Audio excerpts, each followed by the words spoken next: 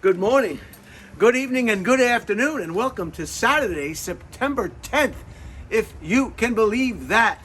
It is a beautiful 73 degrees here in Redondo Beach. The winds are out of the southwest at 13 miles an hour, and it is just beautiful. I'm coming to you from the Japanese/Chinese garden, and I hope you're enjoying the weather as much as I am where you are. I've received some additional birthday packages.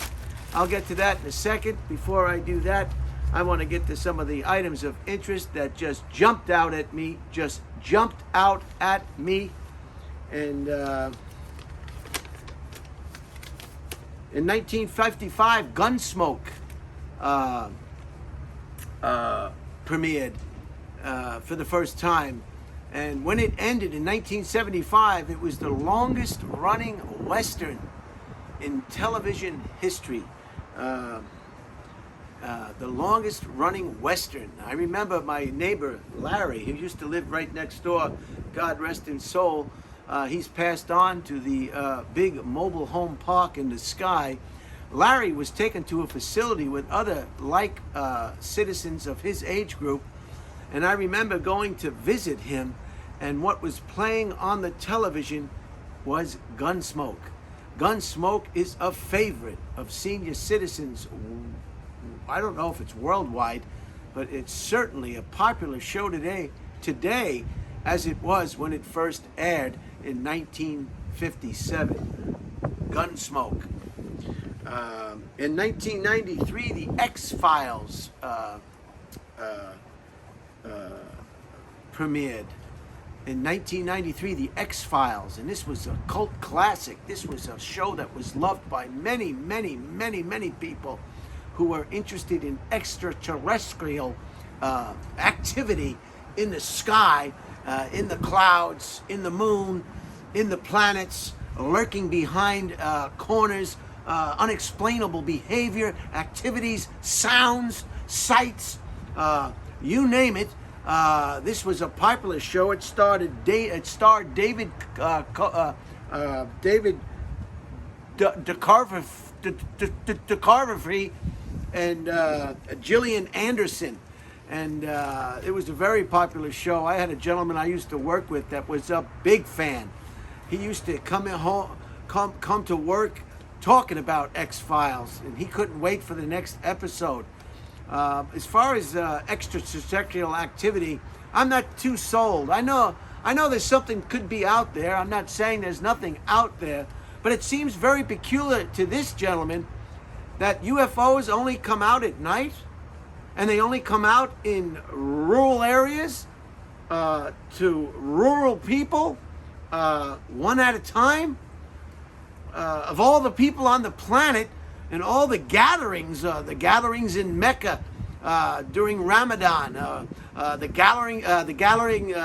gatherings at sporting events all over the world, international soccer championships, NFL football, baseball, religious pilgrimages.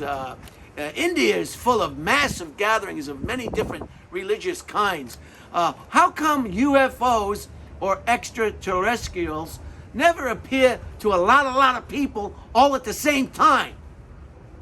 Why is it just one person in the middle of the night in a farm in the middle of nowhere? So to me, that's what's suspicious. I'm not saying they don't exist or they're not out there. I'm just not sold on it. I need more evidence. I need more evidence than just one person who claims to be anally probed in his cornfield in the middle of a Kansas open field. I just can't wrap my head around it. It's like Bigfoot to me. I'm sorry if I'm offending anyone by these opinions, and that's all they are, is opinions. Nothing to get upset about, nothing to take me to task about. They're just opinions based on one person's mindset. That's what an opinion is. Bigfoot. Where is Bigfoot? Who's seen Bigfoot? Where is Bigfoot? I don't know. And to tell you frankly, I don't care. So that was a wonderful program. In 2000, in the year 2000, the Broadway play Cats finally closed. And the reason why this struck out to me, growing up on Long Island, watching my antenna television, I saw the commercials for the Broadway play Cats. And I remember them. Cats, Cats. And it just never went away. And you know why it never went away? Is because it was 7,485 performances. 7,485 performances of Cats. It was the longest running show on Broadway, and it was by Andrew Lloyd Webber. It was the longest running show on Broadway before it was taken over by another Andrew Lloyd Webber, Fampton of the Opera. Fampton of the Opera overtook Cats as the longest running play or musical or Broadway show on Broadway. I've seen some Broadway shows, and I prefer the ones that are more musicals are great, but they are what they are. They're musicals. If I want to see music, I'll go to a concert. I don't want to, and maybe I'm wrong, but I don't want to mix my music and my theater. I like theater with real characters in real situations as opposed to a musical theatrical extravaganzas, you know. I like theater plays, perhaps is what I'm trying to say. I like a good play as opposed to a Cats or a Lion King.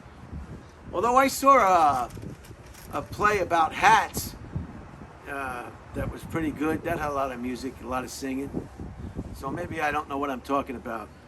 In 2008, the first test of the Super Collider. You'll have to Google this on your own. I did know a little of no research on it, so I'll just tell you what I know about it. It's in Europe, and it's huge. It's a big circular, and what they call it is a particle collider. And what they want to do is they want to collide. They had to build this machine, this apparatus, to smash atoms. A lot of these scientists believe the secret to life, why we're here, why we're talking, why we're breathing, why we're combing our hair, why we're wearing glasses, is because of the secret is in the atom, the splitting of the atom, or the proton, or the neutron. And so they got to get these particles of protons, neutrons, or atoms, and they got to get them spinning around and spinning around and spinning around really, really, really fast. And then they collide, and the scientists are looking to see if they can see evidence of life. Good luck. But at least they're not spending their money on more nuclear weapons over there. They're doing something that could constructively improve life on Earth, which I think is a good thing.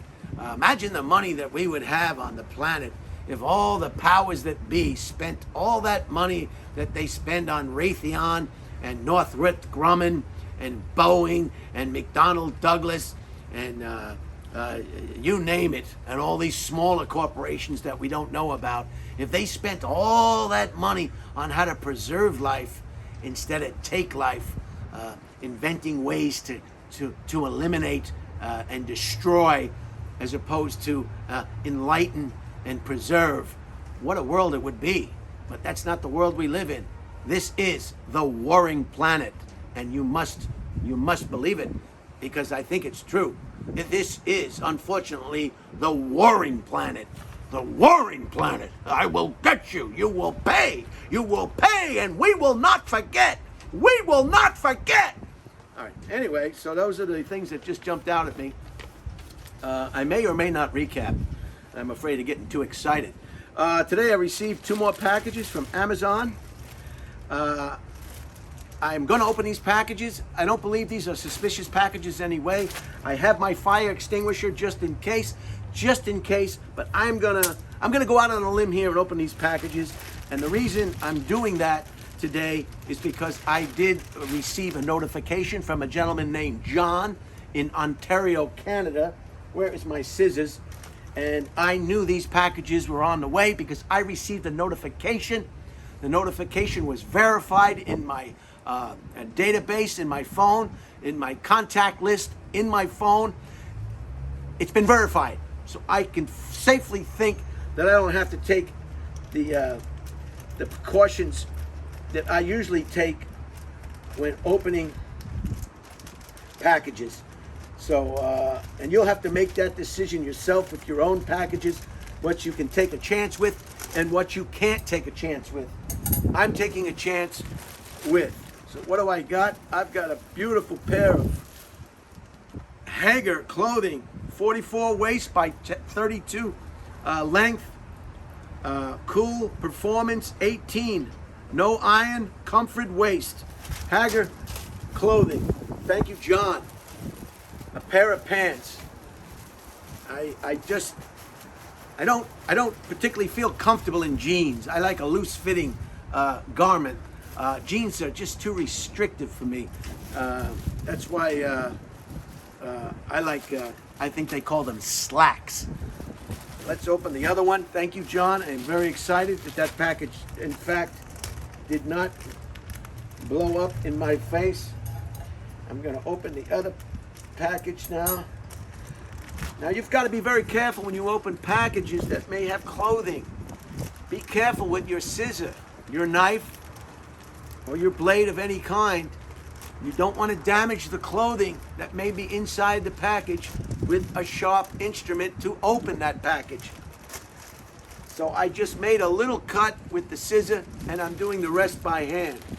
By doing it by hand, there's little, it's almost impossible for me to damage the clothing inside this package.